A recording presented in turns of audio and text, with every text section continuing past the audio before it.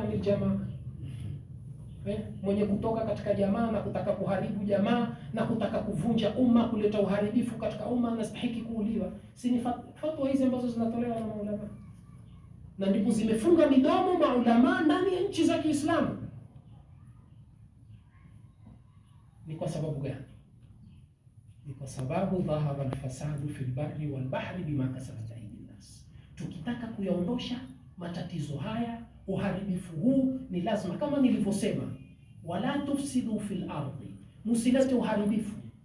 Ni lazima kinyume chake iwe ni watu wa islah. Ndio al-Imam al-Hussein salamullahi alayhi alisema nini?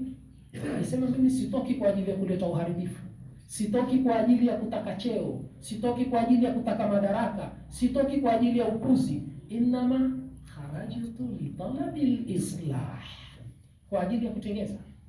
Kwa hiyo sisi tunapotaka kuamka, kitu cha kwanza ni kutengeza, tuirudishe heshima yetu na karama, ndio tutaweza kufikia malengo na huu uharibifu utaondoka.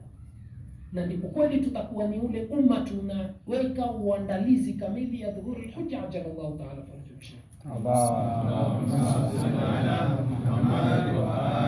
Na ndipo Imam Hussein salamullahi alayhi alipoona kwa kuwa wanataka kuivunja ile heshima ya mwanadamu, alisema nini?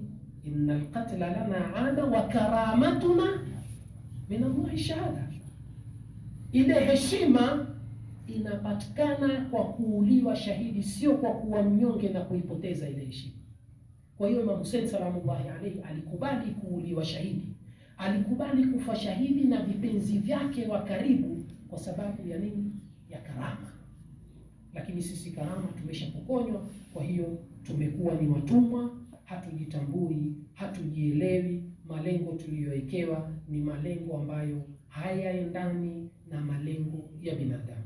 A'udhu billahi minash shaitani rajim. Bismillah.